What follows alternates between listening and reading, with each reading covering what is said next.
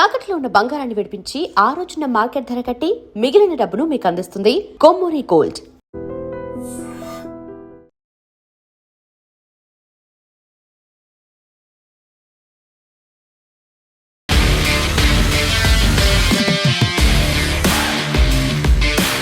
నమస్తే, welcome to I dream weekend update with Kavitha. Iran మీద America, Israel చేసినటువంటి దాడి ఫిబ్రవరి 28 తర్వాత ఇప్పుడు 2 నెలలు గడిచి 3వ నెలలోకి ఎంటర్ అయిపోయింది. ఇప్పుడు సడన్ గా డొనాల్డ్ ట్రంప్ ఇంకొక అనౌన్స్మెంట్ చేశారు, no more mister nice guy అని. సో ఇరాన్ ని తుదముట్టిస్తాను అన్నట్టుగా చేతిలో ఒక AK-47 తో ఏఐ ఫోటోని ఆయన అయితే రిలీజ్ చేశారు. నెక్స్ట్ ఇరాన్ యాక్సెప్ట్ చేయాలా, లేకుంటే ఒక అనివార్యమైనటువంటి పరిస్థితిని అమెరికా ఇరాన్ ముందు ఉంచుతోందా? ఇజ్రాయెల్ ఎందుకు సైలెంట్ గా ఉంది?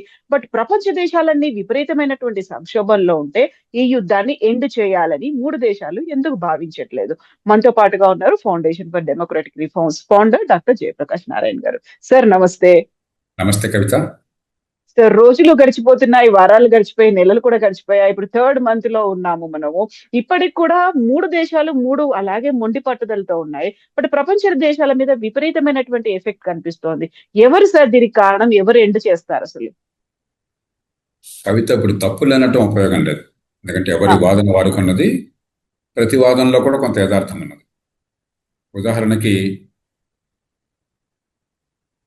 ఇజ్రాయెల్ని అమెరికాను తుదముట్టిస్తామని చెప్పని పబ్లిక్గా స్లోగన్స్ చెప్పి అణ్వాయుధాలు కావాలని కోరుకోవటం ఖచ్చితంగా దాన్ని మన ప్రపంచం సహించలేదు. అందున న్యూక్లియర్ నాన్ ప్రొలిఫరేషన్ ట్రీటీ, అణ్వాయుధాలని ప్రయోగించకుండా వాటిని తయారు చేయకుండా ఉంటాం అని చెప్పని ఆ ఒప్పందంలో భాగం ఇరాన్.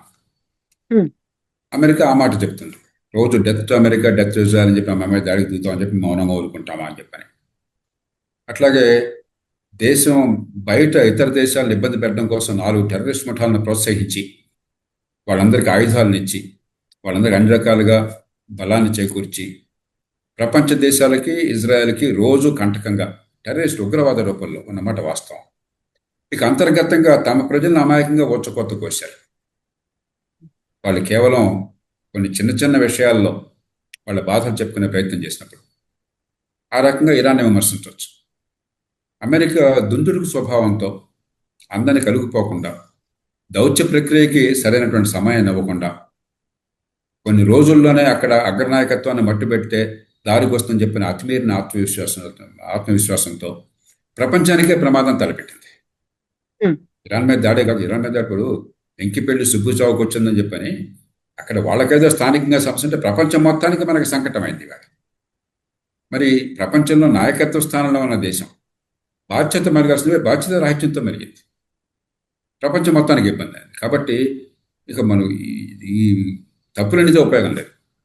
ఇవాళ పరిస్థితి ఏంటంటే నాకు అర్థమైనంత వరకు 2 విషయాల మీద మౌలికమైనటువంటి సమస్య ఈ ఒప్పందం కుదరటం. ఒకటి, అణ్వాయుధ వ్యాప్తికి సాధ్యం కాకుండా ఇరాన్ యురేనియం ఇంధనాన్ని ఎన్రిచ్ చేయదు, అంటే అణ్వాయుధాలకు పనికొచ్చే రీతిన దాని సాంద్రత పెంచే ప్రయత్నం జరగదని వాళ్ళు ఖరాఖండిగా వాళ్ళు నమ్మదగ్గ హామీలను ఇవ్వాలి. వెరిఫైయబుల్ హామీలు అంటే బయటి ప్రపంచం, అమెరికా పర్యవేక్షించి నిర్ధారించుకునే రీతిలో నిరంతరం హామీలు కావాలని అమెరికా కోరుతుంది. రెండోది ఏం కోరుతున్నారు, ఈ గల్ఫ్ ఆఫ్ హార్మోస్, అది ప్రపంచంలో 4000 సంవత్సరాల క్రితం నుంచి, మనకి సింధు నాగరికత కాలం నుంచి, లోథాల్ పోర్ట్ అని ఆ రోజుల్లో ఈనాటి గుజరాత్ కోస్ట్లో ఉన్నది, సింధు నాగరికత కాలంలో ఉంది. హరప్పా మహంజదారో అని చెప్పంటామే, ఆనాటి కాలంలో ఉన్నటువంటి పోర్ట్ అది. అప్పటి నుంచి ఇప్పటిదాకా ఏ రకమైన ఆటంకం లేకుండా మన ఓడలు అరబ్ దేశాలకు వెళుతున్నాయి. అక్కడి నుంచి మన వస్తువులన్నీ కూడా మరి యూరప్కి వెళ్ళేవి, యూరప్ నుంచి మనకు వచ్చాయి. ఋతుపవనాలను కనుక్కొని, ఋతుపవనాల గాలి మన వైపుకి వేస్తున్నప్పుడేమో ఓడలు అక్కడి నుంచి ఇటు భారతదేశానికి వచ్చాయి. ఋతుపవనాలు తిరిగి వెనక్కి మడుతున్నప్పుడేమో ఇటు నుంచి అటు వెళ్ళేవి ఓడలు. అది 4000 సంవత్సరాల నుంచి కొనసాగుతుంది. ఇప్పుడు దాన్ని పూర్తిగా పట్టేసుకుని ప్రపంచానికి ఆయిల్ లేకుండా చేసి, సరఫరా లేకుండా చేసి ప్రపంచ ఆర్థిక వ్యవస్థని గొంతుతో పట్టుకున్నది ఇరాను. నువ్వు అలా పట్టుకుంటే నీకు ఇబ్బంది కలగజేస్తానని ఇప్పుడు అమెరికా వాళ్ళ గొంతు పట్టుకున్నది. ఒకళ్ళ పేకి ఇంకోటి చేతుల్లో ఉన్నది. ఈ మొత్తంలో అమెరికాకి నష్టం లేదు. మనం గుర్తించవలసినది, అమెరికా పూర్తిగా ఇంధన రీత్యా స్వయం సంపన్నమైనటువంటి దేశం. వాళ్ళు ఉత్పత్తి చేస్తున్నటువంటి ముడి చమురు కానీ, లేకపోతే సహజ వాయువు కానీ వాళ్ళ అవసరాలకు పోగా ప్రపంచానికి కొంత సరఫరా చేయగలరు. వాళ్ళకి ఇబ్బంది లేదు.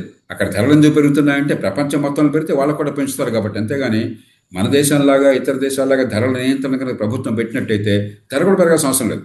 వాళ్ళ అవసరం తగ్గట్టుగా ఉంది. సమస్య ప్రపంచం మొత్తానికి సంకటమే. కాబట్టి అది పరిష్కారం కావాలి. ఈ రెండులో ఏది ముందు ఏది తర్వాత, ఎక్కడ ముందుకు వెళ్ళాలి, ఎక్కడ వెనక్కి వెళ్ళాలి, ఇక్కడ ఇద్దరి మధ్య సయోధ్య కుదరటం లేదు. కాబట్టి మనం ప్రపంచంగా మనం కోరుకోవాల్సింది వెంటనే హోర్మస్ స్ట్రైట్, మరి ఆ ప్రపంచంలో ఈ ఆయిల్ రవాణాకి ఇబ్బంది లేకుండా, ఇప్పుడే కదా శాశ్వతంగా ఇబ్బంది లేకుండా, ఏ దేశానికి సొంత పరం కాకుండా, ఇరాన్ ఇప్పుడు ఏమంటుంది, ఇది నా దేశం, నా సొంతం, కాబట్టి అక్కడి నుంచి పోవాలంటే రడు మామూలు నాకు ఇవ్వాలి, కప్పం కట్టాలంటున్నారు. ఇప్పటివరకు చరిత్రలో లేదు. అది లేకుండా ఉండాలి. సరే, అణ్వాయుధ వ్యాప్తికి ఇరాన్ దోహదం చేయకుండా అరికట్టాలి. ఏదో రకంగా రెండుకి కావాల్సినటువంటి ఒప్పందాన్ని సాధించాలి. సో ఇలాంటి కండిషన్ లో ఉన్నప్పుడే మనకి చమురు సంక్షోభం అనేది విపరీతంగా కనిపిస్తుంది. ఒక రకంగా చమురు ఉత్పత్తి చేస్తున్నటువంటి దేశాలకు కావచ్చు, కంపెనీలకు కావచ్చు, అది లాభకరంగా మారింది అనుకున్నప్పుడు అక్కడే ఒపెక్ నుంచి యుఏఈ బయటకు వచ్చింది. అలా బయటికి రావడం వల్ల భారతదేశానికి హెల్ప్ అవుతుంది అనేటువంటి మాట మనం మాట్లాడుకుంటున్నాం. కానీ ఎక్కడో జరుగుతున్న యుద్ధం ప్రపంచం అంతా ఇంపాక్ట్ చూపిస్తోంది, భారతదేశం మీద కూడా ఇంపాక్ట్ చూపిస్తోంది, మన దగ్గర నిల్వలు తగ్గిపోతున్నాయి అనుకున్నప్పుడు ఈ ప్రభావం ఇంతలా ఉన్నప్పుడు మన కేంద్ర ప్రభుత్వం ఏం చేస్తోంది అనేటువంటి ఒక మాట కూడా ఉంది సార్. ముందు ఓపెక్ సంగతి చూద్దాము. యుఏఈ దాని నుంచి బయటికి రావడం అని చెప్పాను. అది ఈ సందర్భంలో రావటం కాకతాళీయమే, కానీ ఈ యుద్ధానికి ఆ నిర్ణయానికి నా దృష్టిలో సంబంధం ఏమిటంటే 1973 నుంచి అప్పటిదాకా ఈ గొడవ లేదు. ముఖ్యంగా మధ్యప్రాచ్యంలో ఈ గల్ఫ్ దేశాల్లో ఉన్నటువంటి oil producing and exporting countries, వాళ్ళ అవసరాలకి మించి ఆయిల్ ఉత్పత్తి చేసి ప్రపంచానికి అమ్మేటువంటి దేశాలు ఒక సంఘటితమైన. ఎందుకని? ప్రపంచ మార్కెట్లో ఆయిల్ ఖరీదు తగ్గకుండా వాళ్ళ ప్రయోజనాలు కాపాడుకోవడం కోసం, వినియోగదారులకు ఇబ్బంది కలిగినా కూడా వాళ్ళ ప్రయోజనాలు కాపాడడం కోసం చెప్పి వాళ్ళు సంఘటితంగా ఏర్పడ్డారు. ఒక కార్టెల్ అంటాం, ఒక కార్టెల్గా ఏర్పడినారు. వాళ్ళు ఏం చేస్తున్నారు? చమురు మీరు చూసారు, ఇప్పుడు ఈ 2 నెలల్లో మనం చూసాం. చమురు ఒక 15-20 మిలియన్ బ్యారెల్లో ఉత్పత్తి తగ్గ ఉన్నా లేకపోయినా రవాణా ఆగిపోయింది. దానిలో 7 మిలియన్ బ్యారెళ్ళు సౌదీ అరేబియా తూర్పు తీరం నుంచి, మీకు అక్కడ పర్షియన్ గల్ఫ్ అంటారు, లేకపోతే అరేబియన్ గల్ఫ్ అంటారు, గల్ఫ్ నుంచి పశ్చిమ తీరానికి, ఎర్ర సముద్రానికి రవాణా చేసి అక్కడి నుంచి మనందరికి సరఫరా చేస్తుంది. కాబట్టి ఒక 10-12 మిలియన్ బ్యారెల్స్ ఆగింది. కానీ ఆగింది మొత్తం 100-110 మిలియన్ బ్యారెల్స్లో 10%. ధర రెట్టింపైంది. ఎందుకంటే ఇన్ఎలాస్టిక్ డిమాండ్ అంటాం. అంటే కొద్దిపాటిగా ఉత్పత్తి పెరిగిన అవసరాన్ని మించి ధర పడిపోతుంది, కొద్దిపాటిగా ఉత్పత్తి తగ్గిన అవసరాన్ని బట్టి ధర పెరిగిపోతుంది అమాంతం. వీళ్ళు ఏం చేస్తున్నారు? ధర ఖచ్చితంగా ఎక్కువగా ఉండటం కోసం చెప్పని ఉత్పత్తిని అదుపు చేస్తున్నారు. ఆ దేశాలు కోటాలు పెట్టుకుని, సౌదీ అరేబియా ఇంతే ఉత్పత్తి చేయాలి మీరు, యునైటెడ్ అరబ్ ఎమిరేట్స్ మీరు ఇంతే ఉత్పత్తి చేయాలి, బహ్రెయిన్ ఇంతే ఉత్పత్తి చేయాలి, కువైట్ ఇంతే ఉత్పత్తి చేయాలని చెప్పని వాళ్ళు ఇరాన్ ఇంతే ఉత్పత్తి చేయాలని చెప్పిన వాళ్ళు కొన్ని నిబంధనలు పెట్టారు. ఎందుకని? ప్రపంచ దేశాల్లో ఆయిల్ డిమాండ్ని పెంచి ధరలు పెరగడం కోసం అని చెప్పాను. అప్పుడు సౌదీ అరేబియా, ఇప్పుడు యునైటెడ్ అరబ్ ఎమిరేట్స్ ఏమంటుంది? వాళ్ళు ఉదాహరణకి ప్రపంచంలో ఈ ఓపెక్ దేశాల్లో 4వ పెద్ద దేశం, ముడి చమురును ఎగుమతి చేసే దేశాల్లో. మొట్టమొదటి సౌదీ అరేబియా, రెండవది ఇరాక్, మూడోది ఇరాన్, 4వది యునైటెడ్ అరబ్ ఎమిరేట్స్. చాలా కాలం నుంచి వాళ్ళు ఏం కోరుకుంటున్నారంటే, మా మీద ఒత్తిడి తీసుకొచ్చి మేము ఉత్పత్తి ఇంకా ఎక్కువ చేయగలం, ప్రపంచ మార్కెట్లో ఎక్కువ అమ్మగలం, అమ్మకుండా మమ్మల్ని తగ్గిస్తున్నారని చెప్పాను. ఇప్పుడు యూఏఈ బయటకు వచ్చినప్పుడు ఏమవుతుంది? వాళ్ళు టార్గెట్స్ పెట్టి, లక్ష్యాలు పెట్టి, ఇంతే మీరు ఉత్పత్తి చేయని చెప్పి అడిగే అవకాశం ఉండదు. దాని నుంచి బయటకు వచ్చారు వాళ్ళు. బహుశా ఇప్పుడు 3 మిలియన్ బ్యారెల్స్ బదులు రోజుకి 4 మిలియన్ బ్యారెల్స్ చేశారు అనుకుందాం. 1 మిలియన్ బ్యారెల్స్ పెరిగినా కూడా ఉత్పత్తి యుద్ధ సమయంలో కాదు, ఈ 2 నెలల సంగతి పక్కన పెట్టేయండి, మామూలు సమయంలో ఆయిల్ ధర అదుపులోకి వస్తుంది. అందులో మనకు వాడితే మంచి సంబంధాలు ఉన్నాయి, ఆయిల్ సరఫరా కూడా సులభం అవుతుంది. కాబట్టి కొనే దేశాలకి మేలు. సౌదీ అరేబియా లాంటి దేశాలు ధర బాగా నిలబడాలి గట్టిగా కోరుకునే దేశాలకి కొంచెం ఇబ్బంది కలగచ్చు, కానీ నష్టం పెద్దగా లేదు. కొంచెం ధర కొంచెం ఎక్కువ ఉత్పత్తి చేస్తే మార్కెట్లో ధర ఇష్టం వచ్చినట్టు పంచడానికి లేదు అని చెప్పిన బాధ కలుగుతుంది తప్ప వాళ్ళకి బాధ లేదు. అంచేత మనకి ఏ రకంగా దీనివల్ల ఇబ్బంది లేదు. ఇక రెండోది, అమెరికా ఏం చేస్తోంది అని చెప్పాను. అమెరికా ఒకటని కాదు, 2 చేతులు కలిసి చప్పట్లు ఉంటాయి. చరిత్రలో ఇప్పుడు లేనట్లుగా మరి హోర్మజ్ స్ట్రైట్ని మూత వేసేశారు. చేసింది ఎవరు? ఇరాన్. అక్కడి నుంచి కనుక ఓడ వచ్చినట్టయితే మేము దాడి చేస్తాము, మా అనుమతితో వచ్చి మా ఆజ్ఞతోనే మీరు వెళ్ళినట్టయితే, మాకు కప్పం కట్టినట్టయితే ఒప్పుకుంటామంటే, ఇప్పటిదాకా అంతర్జాతీయ జల రవాణా ఉన్నటువంటి సముద్రంలో ఇది మా సొంతదని చెప్పి చెప్తున్నారు. ఇది ప్రపంచం దీన్ని అంగీకరించలేదు. అరబ్ దేశాలు అంగీకరించడం లేదు, మనం అంగీకరించకూడదు. ప్రపంచంలో ఏ దేశం, చైనాతో సహా. మీరు మళ్ళీ మళ్ళీ గమనించండి, చైనా కూడా ఇదే అంటుంది, హార్మోజ్ స్ట్రైట్ ఓపెన్గా ఉండాలి, స్వేచ్ఛా వాణిజ్యానికి అనువుగా ఉండాలని చెప్పాను. ఇరాన్ పేరెత్తకపోవచ్చు కాబట్టి. కానీ ప్రపంచం ఎందుకని మౌనంగా ఉంటుంది? అమెరికా ఏం చెప్తోంది? మాకేం ఇంధనం ఇబ్బంది లేదా, హార్మోజ్ స్ట్రైట్ నుంచి కనుక ఇంధనం రాకపోతే మాకు కాదు నష్టం జరిగేది, మాకు పుష్కలంగా ఇంధనం ఉత్పత్తి ఉన్నది, మీరందరూ నష్టపోతారు, యూరప్ కానీ ఆసియా కన్నా కానీ, చైనా, భారత్, మరి జపాన్, ఆగ్నేయాసియా దేశాలు, అలాగే యూరోపియన్ దేశాలు, మీరు నష్టపోతారు, మీరు పట్టించుకోకుండా మా మీద భారం పెడితే లాభం లేదు అని చెప్పి మళ్ళీ మళ్ళీ హెచ్చరిస్తున్నారు. వాళ్ళు హెచ్చరించే తీరు సరైనది కాకపోయినా కూడా ఆ వాదనలో కొంత వాస్తవం ఉన్నది. దానికి కారణం ఎవరైనా కూడా హార్మోజ్ స్ట్రైట్, ఈ హార్మోజ్ జనసంధి అనేది ఎవరి కబ్జాలో లేకుండా రవాణా స్వేచ్ఛగా ఏ రకమైన ఆటంకం లేకుండా ఉంటుంది. ప్రపంచం మొత్తానికి మనలాంటి దేశాలన్నిటికీ అవసరం. ఆ ఒత్తిడి ముఖ్యంగా చైనా లాంటి దేశాలు, అంటే ఇరాన్ మీద కాస్త కూస్తో పలుకుబడిన దేశాలు. రష్యా పట్టించుకోకపోవచ్చు, ఎందుకంటే ఆయిల్ ధర పెరిగితే లాభపడేది రష్యా, వాళ్ళకి ఇబ్బంది లేదు. చైనా కూడా మనలాగా దిగుమతి చేసుకుంటుంది. మన దిగుమతి 85-90% చేసుకుంటున్నాం, చైనా 75% చేసుకుంటుంది. కానీ చైనా అతిపెద్ద దిగుమతిదారు, 12 మిలియన్ బ్యారల్స్ రోజు దిగుమతి చేసుకుంటుంది. మనం రోజుకు 4 మిలియన్ బ్యారల్స్ దిగుమతి చేసుకుంటున్నాం. మనకంటే 3 రెట్లు దిగుమతి చేసుకుంటున్నారు వాళ్ళు. కాబట్టి చైనాకి మనకి చాలా అవసరం ఉన్నది. చైనాకి పలుకుబడి ఉన్నది ఇరాన్లో, ఎందుకంటే ఇరాన్ నుంచి వస్తున్నటువంటి ముడిచమురిని ఈ ఆంక్షలు ఉన్నా కూడా కొంటున్న దేశం, ఏకైక దేశం చైనా. కాబట్టి చైనాని కాదని ఇరాన్ ప్రవర్తించలేదు. చైనా గట్టిగా పట్టుకోవాల్సిన అవసరం లేదు. కేవలం అమెరికా మీద భారం వేసినా కూడా లాభం లేదు. సో ఇప్పుడు no more a nice guy అంటే ఆయన చాలా ఇంకా కఠినంగా వ్యవహరిస్తాడు అని అనుకున్నప్పుడు అలాంటి డెసిషన్స్ అనేది తీసుకోవట్లేదు. ఏదైనా ఒక నిర్ణయం తీసుకున్నారు, ఏదైనా ఒక స్టేట్మెంట్ ఇచ్చారంటే ఆయనే దాన్ని బ్రీచ్ చేసుకుంటున్నారు, దాన్ని వైలేట్ చేస్తున్నారు. విత్ ఇన్ అవర్స్ లో ఇంకొక సరికొత్త స్టేట్మెంట్ అనేది వస్తుంది. సో ఇప్పుడు అక్కడ సీజ్ ఫైర్ అనేది ఉంది. ఫస్ట్ 2 వీక్స్ అన్నారు, తర్వాత ఇండెఫినెట్ గా దాన్ని ఎక్స్టెండ్ చేస్తున్నారు, నిరవధికంగా సీజ్ ఫైర్ ని వాయిదా వేస్తున్నాము అన్న తర్వాత ఏం జరుగుతుంది అంటే ఇప్పుడు అక్కడ యుద్ధం జరగట్లేదు, అనుకున్నటువంటి డిమాండ్స్ నెరవేరట్లేదు, పెట్టినటువంటి ప్రతిపాదనలని యాక్సెప్ట్ చేయట్లేదు, స్టాండ్ స్టిల్ సిచ్యువేషన్ అనేది అక్కడ కనిపిస్తోంది సార్. ఈ టైంలోని ఇంటర్వ్యూన్ అవ్వాల్సిన కంట్రీస్ ఏమైనా ఉన్నాయా? ఇరాన్ ఏమో మేము పాకిస్తాన్ నమ్మమంటోంది, మాస్కో దాకా వెళ్ళొచ్చింది, అక్కడ ఏం జరిగిందో తెలియదు. ఇంటర్వ్యూన్ అయ్యేటువంటి కంట్రీస్ ఏమున్నాయి? లేదు అంటే పిల్లి మెడలో ఎవరు గంట కడతారు అంటే ఏం జరుగుతుంది సార్ ఇక్కడ? డొనాల్డ్ ట్రంప్కి నాలుగుకి హద్దు లేదు.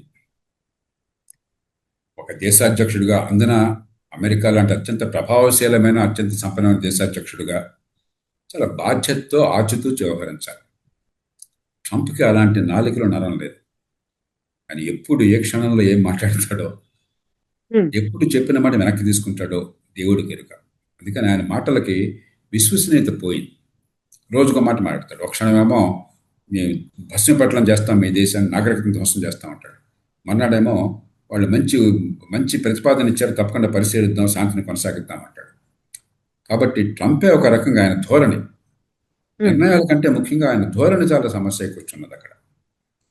ఇక రెండోది, ఎవరు దీన్ని గట్టిగా చేయగలరంటే నా దృష్టిలో చైనా, ఆసియా ఖండంలోని పెద్ద దేశాలు, ముఖ్యంగా అమెరికా మిత్ర దేశాలు, మరి జపాన్ కావచ్చు, ఆగ్నేయాసియా దేశాలు కావచ్చు, దక్షిణ కొరియా ఇలాంటి దేశాలు కావచ్చు, యూరోపియన్ దేశాలు, భారతదేశం, వీళ్ళు కలిసి చొరవ తీసుకోవాలి. బహుశా చైనాకి నాయకత్వాన్ని ఇవ్వాలి మన ఆ విషయంలో. ఎందుకంటే అందరిలోకి పెద్ద దేశం వీటిల్లో చైనా ఆర్థిక వ్యవస్థ ఇచ్చా కానీ, ఇరాన్ని పరగొట్టించా కానీ, కలిసి ఒత్తిడి తేవాలి. మీరు మీ గొడవలు ఏమన్నా ఉండొచ్చు, కానీ ఈ హార్మోజ్ స్ట్రైట్ని మీరు అడ్డుకోవటం అనేది ఏ రకంగానూ సాధ్యం కాదు. నిర్నిబంధంగా అక్కడ పూర్తిగా జల రవాణా అనుమతిస్తాము అని మీరు మాట ఇవ్వాల్సిందే, లేకపోతే ప్రపంచం ఊరుకోదు. మా అందరికీ కూడా ఓర్పిక, సహనానికి హద్దు ఉన్నది. ఉదాహరణ అరబ్ దేశాలు ఈ మాట చెప్తున్నాయి, మా సహనానికి కూడా హద్దు ఉన్నది. మరి ఆ హార్మోజ్ స్ట్రైట్లో కనుక రవాణా సాధ్యం కాదని చెప్పంటే నష్టం ఎవరికి? అంతకంటే ముఖ్యంగా మొట్టమొదటి నష్టం వారికి, అక్కడి నుంచి ఆయిల్ ప్రపంచానికి అమ్ముకునే దేశాలకి. అంచేత ఇది స్పష్టంగా ఈ సంకేతాన్ని ఈ దేశాలు ఇప్పుడు ఏమవుతున్నాయంటే, అమెరికా మీద భారాన్ని వేసి డొనాల్డ్ ట్రంప్ని విమర్శించి తిట్టేసి మాకెందుకని మిన్నగా కూరుకున్నాయి. అమెరికా ఏమంటుంది? అరే సమస్య మీకును, భారం మేము మోయాలా? ఉమ్, రేపు పొద్దున మీ చావు మీరు చావడం అమెరికా పోయిందనుకోండి, అది అంత తేలికైన సమస్య కాదు. అంచేత ఇప్పుడు డొనాల్డ్ ట్రంప్ ధోరణి పక్కన పెట్టేద్దాం. ప్రపంచానికి ఉమ్మడి ప్రయోజనాలు ఉన్నాయి. సముద్ర రవాణా, నౌకాయానం ఏ రకమైన ఇబ్బందులు లేకుండా ఉండి, ఈ ఆయిల్ ముడి చమురు కానీ లేకపోతే గ్యాస్ కానీ ఇతర ఉత్పత్తులు కానీ ప్రపంచంలో సరఫరాకి అంతరాయం లేకుండా ఉంటే మనందరికీ ఆర్థిక వ్యవస్థకు అవసరం. అది లేకపోతే ఆర్థిక వ్యవస్థ ఊగిసలాడుతుంది ప్రపంచంలో. మొదటి నెల ఉమ్, తట్టుకున్నాం, నెల 15 రోజులు 2 నెలలు. ఇప్పుడు ఏమైంది? ఇక అంతకు ముందు దాకా ఈ ఓడల్లోకి పంప్ చేసినటువంటి ఆయిల్ ఇప్పుడు ఈ 5-6 వారాలుగా ప్రపంచం మొత్తానికి అందింది.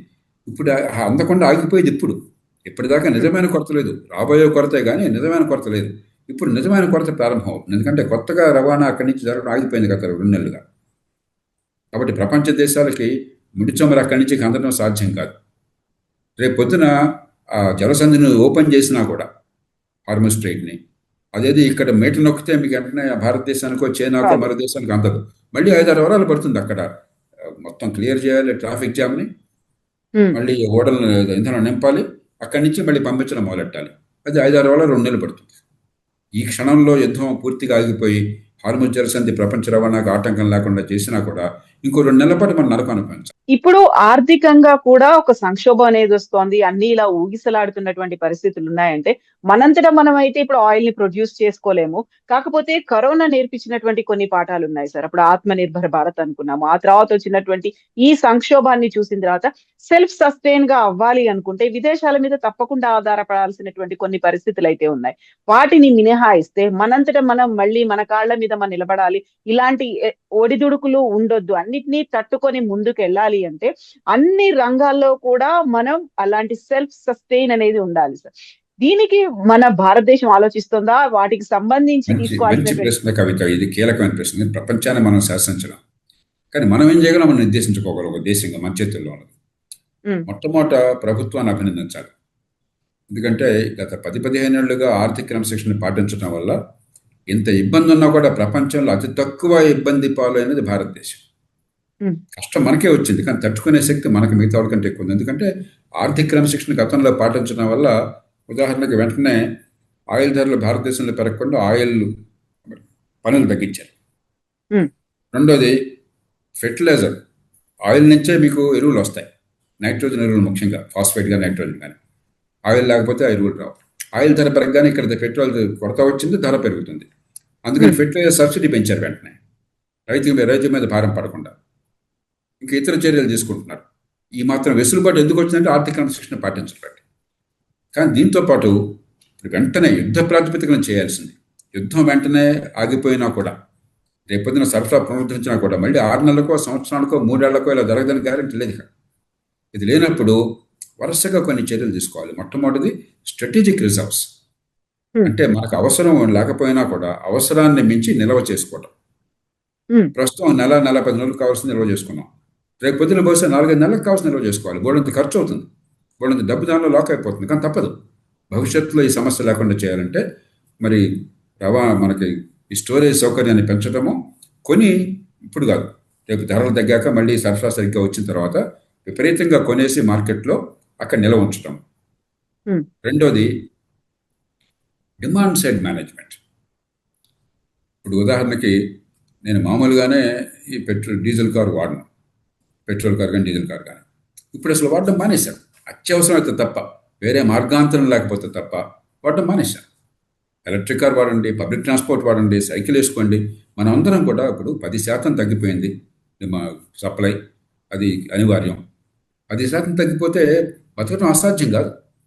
ఉమ్, చాలా ఇంధనం మనం ఖర్చు పెట్టేది పెద్ద ఉపయోగం లేకుండా ఖర్చు పెడుతున్నాం. ఐస్ క్రీమ్ కోసం 10 కిలోమీటర్లు వెళ్ళడం వలన కారులో, ఒక రెస్టారెంట్ కోసం సొంత కారులో 10 కిలోమీటర్లు వెళ్ళడం వలన, పెట్రోల్ డీజిల్ కారులోనే వెళ్ళడం వలన పబ్లిక్ ట్రాన్స్పోర్ట్లో వెళ్ళొచ్చు కదా, వేరే ప్రత్యామ్నాయాలు చూసుకోవచ్చు కదా, ఎలక్ట్రిక్ కార్ తీసుకోవచ్చు, ఎలక్ట్రిక్ కార్లో వెళ్ళొచ్చు కదా.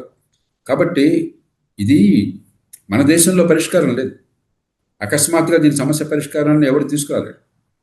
అది లేనప్పుడు డిమాండ్ సైడ్ మేనేజ్మెంట్, ఈ కొరత అనేది లేకుండా ఉండాలంటే ముందు మనకి వినియోగం తగ్గించాలి. అనవసర వినియోగాన్ని వెంటనే తగ్గించాలి, ప్రజల్లో క్రమశిక్షణ ఉండాలి. ఇక మూడోది, వెంటనే వచ్చే 5-10 ఏళ్లకి ప్రత్యామ్నాయమైన ఏర్పాట్లు, అంటే భవిష్యత్తులో పెద్ద ఎత్తున ఇంధనం కొరత ఏర్పడినా కూడా దేశానికి ఇబ్బంది లేదనే పరిస్థితి కలిగించాలి. అది కలిగించాలంటే ఒక 10 లక్షల హెక్టేర్లు భారతదేశంలో 25 లక్షల ఎకరాలు, 10 లక్షల హెక్టేర్లు అంటే మనకు భారతదేశంలో సుమారుగా 18 కోట్ల హెక్టేర్ల వ్యవసాయ భూమి ఉన్నది.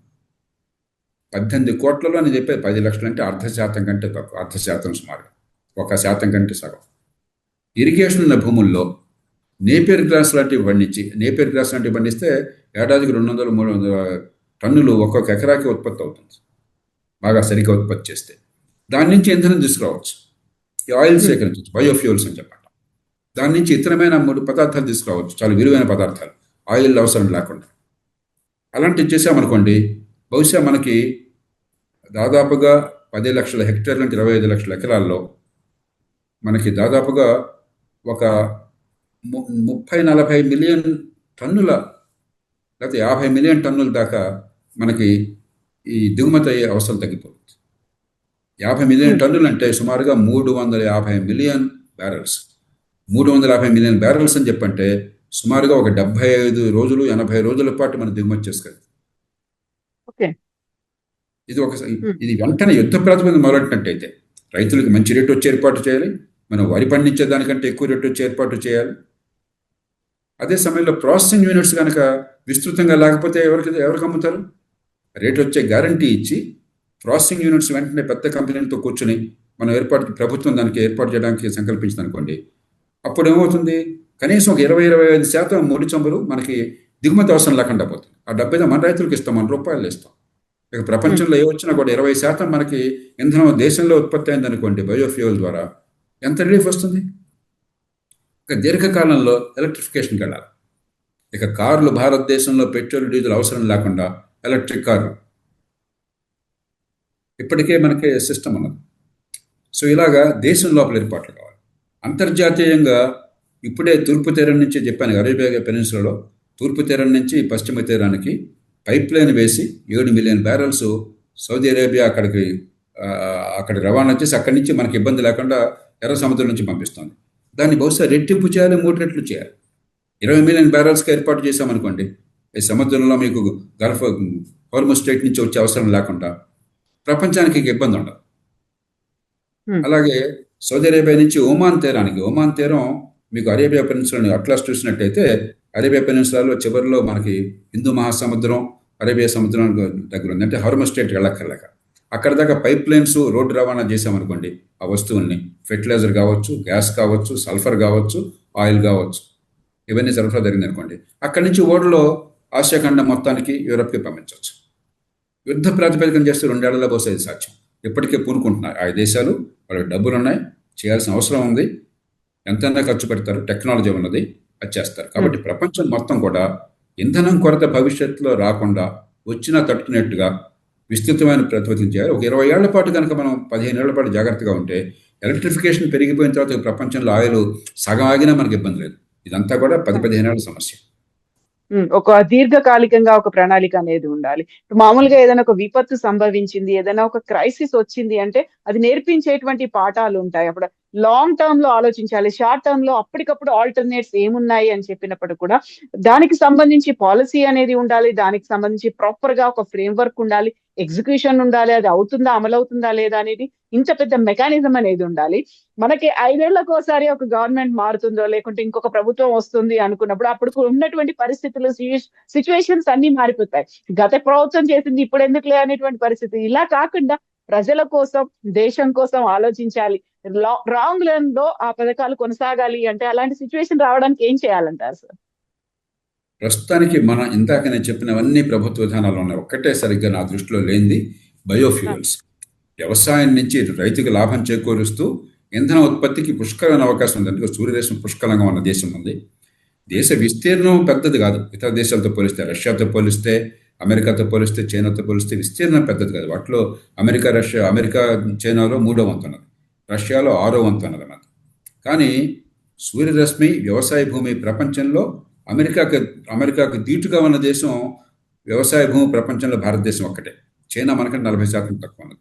పుష్కలంగా వద్దన్న ఎండ భారతదేశంలో ఉన్నంత ప్రపంచంలో ఏ దేశంలో లేదు. నీళ్లు ఉన్నాయి, వ్యవసాయ సంస్కృతి ఉంది. కాబట్టి బయోఫ్యూయల్స్ ఒక్కటి మాత్రం దేశంలో తగిన స్థాయిలో ఏర్పాటు జరగట్లేదు. ఏదో మీకు చెరకు నుంచి మొలాసెస్ ద్వారానో మరో ద్వారా ఇథనాల్ తప్ప నేను చెప్పిన రీతిలో పెద్ద ఎత్తున బయోఫ్యూయల్ ఉత్పత్తి కోసం ఏర్పడదల్లా ఒక్క విధానంలో లోపం తప్పితే మిగతా విధానాలన్నీ ఉన్నాయి, ప్రస్తుతం అమలు జరుగుతున్నాయి. కానీ దీర్ఘకాలంగా అమలు కావాలి. ఏ పార్టీ వచ్చినప్పుడు యుద్ధంగా భావించాలి. జాతి భవిష్యత్తుది. నేను తాత్కాలికంగా సంక్షేమాన్ని మాత్రమే నేను అందిస్తాను ఓట్ల కోసం, భవిష్యత్తు నరకమైనా కూడా పట్టించుకొని అన్నట్టయితే అది దేశద్రోహం కింద అవుతుంది.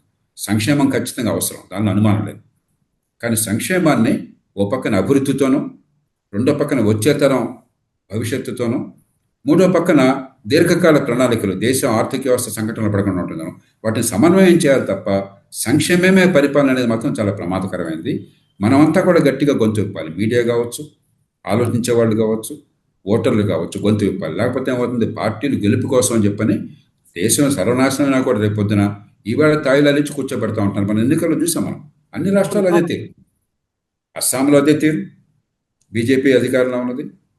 మరి ఇది పశ్చిమ బెంగాల్ అదే తీరు, అక్కడ తృణమూల్ కాంగ్రెస్ అధికారంలో ఉంది ఇప్పటిదాకా. మరి మిగతా రాష్ట్రాల్లో అదే తీరు, కేరళ అదే తీరు, తమిళనాడు డిఎంకే అధికారంలో ఉంది. గతంలో మొన్నటిదాకా మనం బీహార్లో చూసాం. ఎలక్షన్ రాగానే పంపకాలు బీజేపీ, అక్కడ ఉన్నటువంటి జనతాదళ్ యునైటెడ్ కాబోలేదు, వారు ఆ పని చేశారు. కాబట్టి అన్ని రాష్ట్రాల్లో కూడా ఓటు అనేటువంటి ఒక ఆ దేవత ముందు దేశ భవిష్యత్తు, పిల్లల భవిష్యత్తు అనేదాన్ని బలి చేస్తున్నాం. ఓటు కోసం భవిష్యత్తును బలి చేస్తున్నాం. ఖచ్చితంగా సంక్షేమం కావాలి, కానీ సంక్షేమానికి, భవిష్యత్తులో మన పిల్లల భవిష్యత్తుని కాపాడడానికి, ఆర్థిక వ్యవస్థ సంకటం కాకుండా రక్షించడానికి మధ్య సమన్వయం కావాలి. ఈ విషయంలో మన నుంచి గట్టిగా ఒత్తిడి వచ్చినట్టయితే, మనం శృతి మించినట్టయితే మనకు ఓట్లు పోతాయన్న భయం కలగాలి. ఓట్లు పోతాయన్న భయం కలగట్లేదు. మేము కనుక శృతి మించినట్టయితే ఓట్లు వస్తాయి, రేపొద్దున అవుతుంది అప్పుడు చూసుకోవచ్చులే అన్నటువంటి ధోరణి కనిపిస్తుంది. దాని నుంచి బయటపడాలంటే మీకు 10 ఓట్లు వస్తే 20 ఓట్లు పోతాయో సమాన భయం కలగాలంటే మనందరం గొంతు విప్పాలి. సమాజంలో ఓటర్లు గొంతు విప్పాలి. ఓటర్లకు అర్థమయ్యేట్టుగా మనం మాట్లాడుకోవాలి. మనకు తెలియని భాషలో మన పాండిత్యంతో ప్రదర్శిస్తూ ఉపయోగం లేదు. సామాన్య ప్రజలకి దీని ప్రయోజనం ఏంటి, మన పిల్లల భవిష్యత్తుకి దీని సంబంధం ఏంటో అర్థమయ్యే రీతిలో మన చర్చ ఉంటే కానీ ఇది ప్రజల్లోకి వెళ్ళదు. అలా ఇప్పుడు మన సెల్ఫ్ సస్టైన్ అన్నా, లేకుంటే ఆత్మ నిర్భర్ భారత్ అన్నా, మనం ప్రజల కోసం, మన దేశం కోసం అనేటువంటి ఒక కాన్సెప్ట్, అది ప్రభుత్వాల్లో రావాలి, వ్యవస్థలో రావాలి, ప్రజల్లో కూడా రావాలి. Thank you so much sir. Thank you.